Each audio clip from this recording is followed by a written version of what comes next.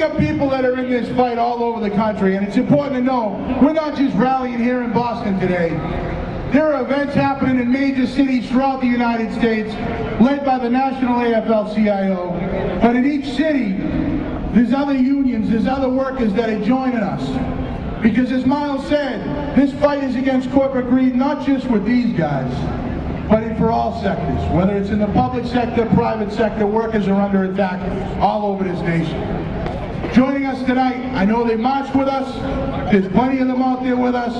They're getting screwed, they're under attack. They're trying to close post offices all over this country. They're trying to take away that vital service that our communities need. We're going to hear from one of their leaders right now from the APWU, Boston Metro, Local 100. Please welcome Paul Kildare.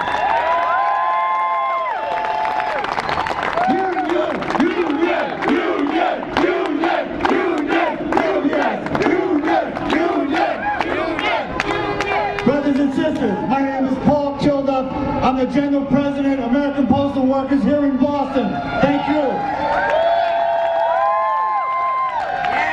Thank you for allowing me to speak today. I am angry, so friggin' angry. In 2012, we must rally for what is right as Americans. We are all one union united against these rich, ignorant bastards that run this business, such as Verizon and the Postal Service. Why is it, day in and day out, we must rally to let our voices be heard? Unions are what built this great country. I am angry we have to fight for what we deserve. That is a fair day's pay for a fair day's work. Health care, life insurance. Are we asking too friggin' much? We earned that right. We worked our asses off to make these cheap bastards look good. Instead, what do? They reduce our hours. They reduce our pay. They reduce staffing to make us work unsafe. Enough is enough, brothers and sisters. All of us use the post office in our lives, from our parents to our grandparents. The current Postmaster General went to Congress 2 weeks after signing our new contract to have it voided. He wants to lay off 200,000 workers, starting with the most senior. This rude bastard said to my face, people should retire, and if they need to make ends meet, they should find employment elsewhere. Post offices in your own neighborhoods may be closing come May 15th of this year unless Congress gets off their asses and stops this disaster from occurring. This man does not care about your grandparents having to take a bus to another post office and mail a package, even if they're on a fixed income. He thinks every household has a computer to order stamps by mail. He thinks everyone has a car. He is nothing more than a puppet for several lunatic Republicans trying to dismantle the post office. They want to privatize the Postal Service and hire non-career employees at a cheaper rate with no benefits. The Postal Service, for several years in a row, has been voted the most trusted government agency by citizens across this nation. This is because all the hard-working postal employees, these are the same postal employees that came to work after 9/11. Several employees lost their life during this anthrax attack. Did they stop coming to work? No friggin' way. America needed their mail. So how do we get rewarded by laying off 200,000 workers? As you know, these Republican lunatics won't stop until they hurt us all. Take a look around you. It's hurting all of us. We need to keep America running. We can't stop now. We can't let anyone get in our way from trying to provide for our families. Let our voices be loud and clear today. Tell Mitt Romney to take his phony bullshit elsewhere. We ain't buying it. Tell Scott Brown to put on his brown jacket, get in his friggin' truck, and drive down south and keep driving. I give you my word as president of the American Postal Workers unions in Boston, I am there for every union standing here today. Thank you, God bless you, and God bless the USA.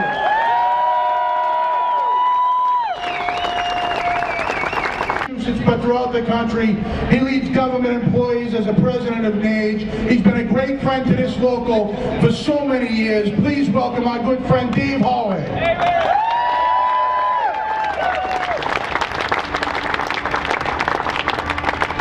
It's the first time I've ever been called legendary. I've actually been legendary in my own mind for a long time. But I don't know why everybody's pissed here, because, you know, when Miles asked me to come by and say a few words to you, I actually researched Verizon to see what type of employer they are. And I found out that the former CEO of Verizon was being paid $1.30 a second. Whoa! That's a lot. 60 seconds a minute, 60 minutes an hour, 24 hours a day, 365 days a year. How much of a pig was he? Now, I look out and I see a lot of young faces here, and I'm gladdened by that. Because what we're involved in here isn't a labor dispute.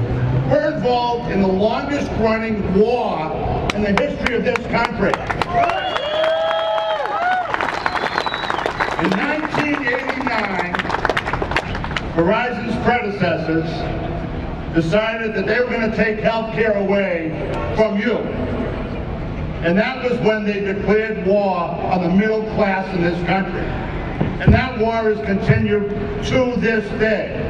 And because of Miles Calby's leadership and Local 22's membership, we have fought that battle successfully. I'm gonna read it because I had to write it down because I'd be all over the world with this, so bear with me, all right? Hello, my name is John, and I am one of the 40 Verizon workers that was unjustly terminated. I worked for this company for 18 years as a lineman. It seems that this greedy company called Verizon will use any means to do away with union members that stand up for union causes. They will even lie. I said yes, lie. Because this group of corporate critters will stoop as low as they have to eradicate all these union people out here. That's my point. They have put undue hardship on the 40 terminated workers by stopping unemployment benefits. Many have no health care insurance to this day. So that's why I say today to all you union members that an injustice to one is an injustice to all. If we don't take a stand today, when? Are you ready to fight? Are you ready to fight? Are you ready to fight? We're here today, brothers and sisters, to say this isn't just the beginning of the fight for a fair contract for the Verizon workers. This is the beginning of the spring offensive of the 99%. All across the country, people are marching today. There are several other rallies happening across the city, even here in Boston today. People are on the move, people are fed up. They're fed up with the same problems that we all face. Students in this country now owe $1 trillion in student debt to the same banks that crashed the economy. Our retirees are under attack. They're trying to take away Social Security and Medicare from our retirees. They're trying to destroy good jobs at Verizon, and they're trying to drive down our standard of living so that there'll just be one small group of rich people in this country with all the wealth, and the rest of us working with low wages, no benefits, and no future. Are we going to let that happen? Are we going to let that happen? Here in Massachusetts, we have our brothers and sisters at the post office fighting. We have the personal care attendants at 1199 SEIU, 30,000 of them fighting for a contract. Are you going to be there to support them? Yeah! We have the hotel workers organizing in Northeastern. Are you going to be there to support them? Yeah! We have 14,000 janitors whose contract is up in September. Are we going to be there to support them? Yeah! We have working people all over the country fighting and organizing. We have parking lot attendants here in Boston organizing. Are you going to support them? Yeah! The only way we're going to win this is by fighting against the corporations like Verizon and my own previous company, General Electric. Both of those paid no taxes. Is there anyone here that taxes last year? I don't think so. We would be in jail, and that's where they should be. So I just want to wrap up by saying, brothers, this is just the beginning. We are going to be in the streets for as long as it takes, just like Occupy was.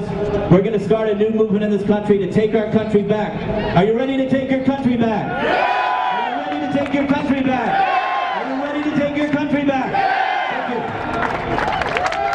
Thank you, Brother Ross. I also want to mention joining us tonight is the Mass Senior Action. Mass Senior Action's out here somewhere.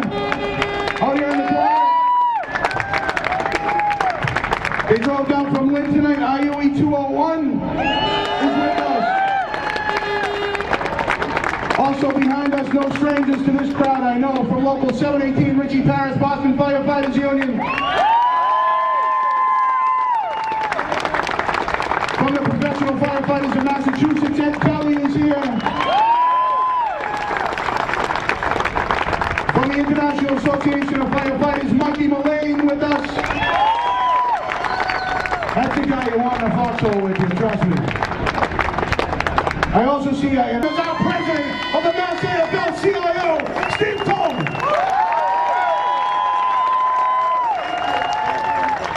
You know, everybody says there's no press here. But let's clear this up. There is press here. You know what? They're from Germany. A couple of reporters right here. Not a damn reporter from America. The two here from Germany.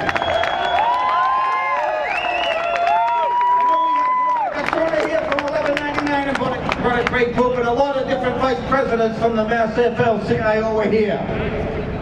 And let me tell you, brothers and sisters, we are here in full force to tell you we are going to stand with you every single day until this contract is settled and you have a decent contract that affords you health care and affords you the opportunity to educate your children. And when we're thinking about what are we going to do, we heard a few stories about America under attack. You heard the story about the postal workers.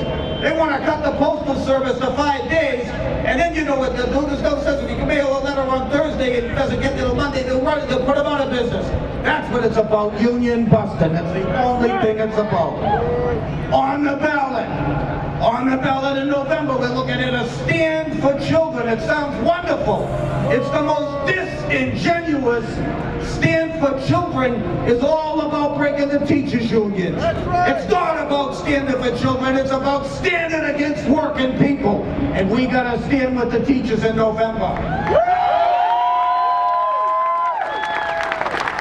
We have struggles all over Massachusetts. We have the nurses fighting in the hospitals about accountability on the floor. And they're trying to cut the nurses. That's our brothers and sisters and moms and dads in those hospitals. And we're going to stand with the nurses. I heard Miles Kelby talk about the boss's income in 4 years, $283 million. Do you know that that is a pile of $1 bills 20 miles high? 20 miles high. And do you know also that after Verizon screwed everybody, they got a check from the federal government for $705 million, and that is a pile of $1 bills 50 miles high. Is that acceptable? No! What are we going to do about it? Let me tell you, brothers and sisters, if you study any of the history, the only way they can beat us is if we are not together. If we stand united and know that your fight is my fight, and your fight is my fight, and your fight is our fight, that's the way we're going to win. We are not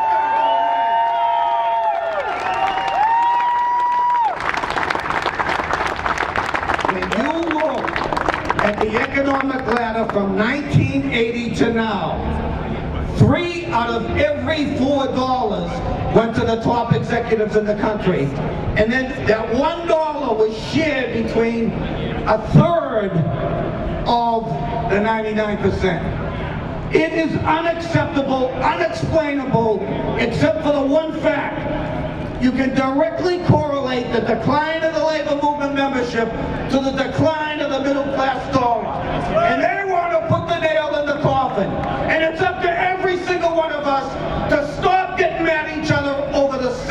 issues and start to stand together over the real social economic issues.